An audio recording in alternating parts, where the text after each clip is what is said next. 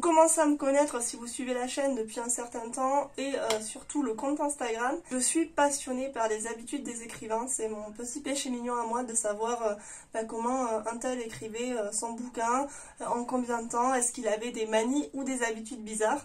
Et moi-même, en plus de 10 ans d'écriture, on peut dire que j'en ai développé un certain nombre. Et du coup, le dernier tag de Christelle Levaillé était fait pour moi, puisqu'il propose d'aborder nos habitudes et nos bizarreries d'écrivains. Donc voilà, il fallait absolument que j'y participe.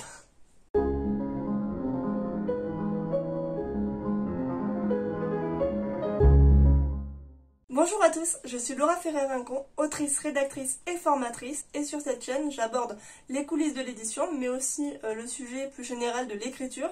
Donc si cela vous intéresse, n'hésitez pas à vous abonner. Et on se retrouve aujourd'hui pour une petite vidéo tag qui propose de parler de ses habitudes et bizarreries d'écrivain. On se lance direct avec la première question qui est: est-ce que vous avez des recherches internet bizarres et si oui, lesquelles? Je pense que comme tous les auteurs, j'ai mon lot de recherches internet bizarres. J'avais d'ailleurs fait un post Instagram sur le sujet. La dernière qui me vient en tête, ça concerne plus mon roman contemporain actuel, donc qui est une romance, ce qui n'empêche pas d'avoir son lot de recherches un peu curieuses, voire un peu glauques. C'était des recherches qui concernaient des maladies notamment. J'avais fait des recherches sur les symptômes de la dépression, de la crise d'angoisse, de l'hypothermie.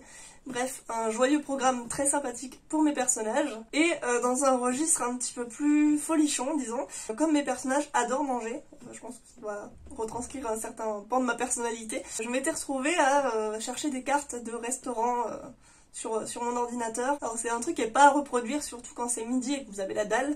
Question numéro 2. Est-ce que vous vous inspirez de personnes réelles pour vos personnages? Oui. Quoi? Vous voulez que je développe? Alors. Ouais. Une ado en fauteuil roulant qui rêve de partir en Finlande et qui écoute du Nightwish. Ouais. Non, ça me dit rien. Bon, plus sérieusement, évidemment que je m'inspire des personnages que je connais, enfin des personnes que je connais pour créer mes personnages. C'est même, je pense, mon moteur principal. Après, je calque jamais une personne réelle pour la mettre directement dans mon récit. J'essaie toujours de faire un patchwork des gens que je connais, des influences, des personnes qui ont traversé ma vie. D'une part pour que ça soit un petit peu plus dense et un peu plus intéressant sur le plan créatif, et d'autre part simplement pour éviter que la personne ne se reconnaisse de façon un petit peu flagrante. En revanche, il m'arrive de faire un truc, c'est que quand je dois créer des personnages PNJ pas très importants et que c'est des personnages qui sont pas forcément très agréables ou avec une morale un petit peu douteuse, j'avais pour habitude de récupérer le nom de Dex ou de gens que j'avais pas forcément aimés dans ma vie pour régler un petit peu mes comptes par écrit. Mais je pense qu'on fait tous ça, enfin j'espère. Question numéro 3.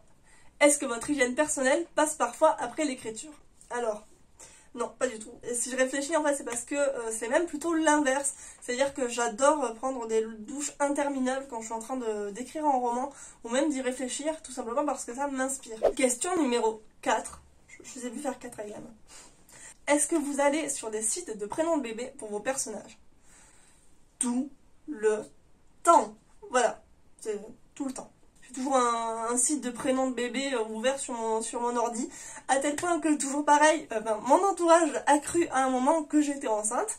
Donc voilà, petit tips, effacez vos historiques. J'ai tendance à utiliser cette méthode parce que sinon j'ai toujours tendance à utiliser les mêmes prénoms qui reviennent, soit par facilité, soit parce que c'est des prénoms chouchous. Et du coup, ce que je fais, c'est que je fais défiler la liste de prénoms jusqu'à ce qu'il y en ait un qui me frappe à l'oreille. Et en général, du prénom va dépouler ensuite la caractérisation du personnage. Question numéro 5. Est-ce que vous avez une liste d'acteurs ou d'actrices qui pourraient jouer vos personnages? Alors, pas du tout, hein, parce que il faut savoir que j'ai pas du tout une imagination qui est visuelle, et souvent quand je pense à mes personnages, c'est un peu des êtres éthérés, c'est-à-dire qu'ils vont m'évoquer une émotion, une atmosphère, une impression générale. Je vais les voir de façon un peu floue en fait. Leur caractère va m'apparaître très clairement, mais au niveau de leurs détails physiques, ça va être assez fluctuant. Et du coup j'ai du mal vraiment à me les représenter. Donc parfois ce que je fais, je pars de photos pour créer mon personnage, mais je fais jamais l'inverse, c'est-à-dire je crée pas le personnage et j'essaie ensuite de lui trouver l'acteur ou l'actrice idéale. Question numéro 6. Est-ce que vous avez déjà dévisagé un inconnu parce qu'il vous rappelait votre personnage?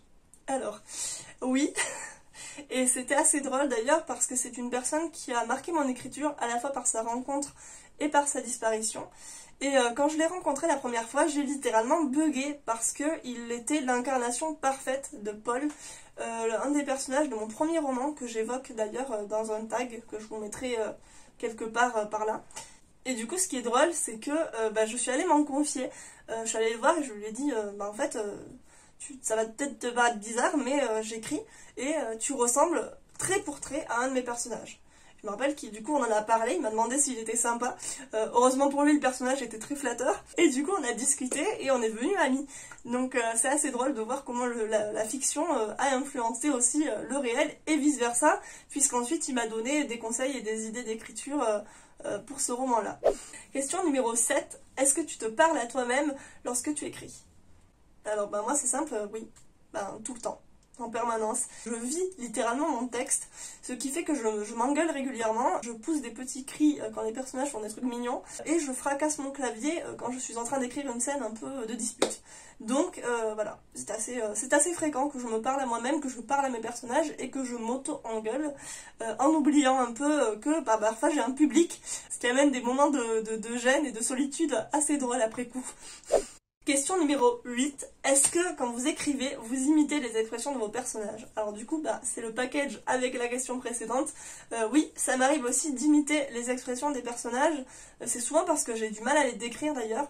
Et du coup, j'ai besoin de les refaire pour arriver à me dire, tiens, en fait, tu fais cette tête-là quand t'es en colère, quand t'es surpris.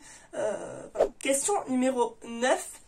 Est-ce que tu t'entraînes à répondre à des interviews au sujet de ton roman? Bon, et on va passer à la question suivante, on va pas épiloguer, hein. Question numéro 10, qui est aussi ma question préférée. Est-ce que vous avez une musique ou une playlist d'écriture pour votre roman?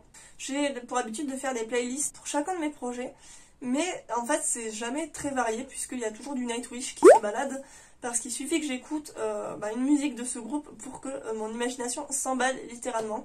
Nightwish c'est mon groupe de cœur, c'est vraiment le premier groupe que j'ai aimé étant ado, et du coup il retrace tout un pan de ma vie. Et c'est aussi un groupe que je connais suffisamment bien pour que l'écoute de leurs morceaux ne me déconcentre pas. C'est-à-dire que je vais me calquer sur le rythme, sur l'ambiance, mais je vais pas avoir la concentration qui va être parasitée parce que je suis en train d'écouter. Et du coup c'est pour ça que quand j'écoute des musiques pour écrire, j'ai besoin que ce soit des musiques que je connais déjà, des musiques en général en anglais, parce que si c'est du français ça me perd complètement, et ou des musiques sans parole du coup. On retrouve aussi un petit peu de Within Temptation, de Beast in Black récemment, puisque j'ai eu un véritable crush musical sur Yannis Papadopoulos, qui, facile à dire, qui va d'ailleurs inspirer mon roman actuel, puisque c'est à l'écoute d'une de ces reprises de Nightwish, je crois, que j'ai eu l'idée de la trame de mon histoire. Donc voilà, vraiment la musique c'est pour moi un vecteur d'écriture, un vecteur d'idées, et je suis incapable d'écrire sans musique.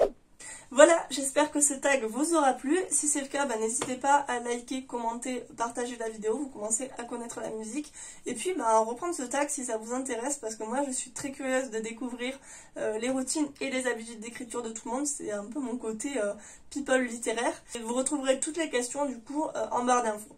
En attendant, je souhaite une bonne fin de l'anneau à ceux qui le font, un bon mois de novembre aux autres, et je vous dis à très bientôt pour une prochaine vidéo.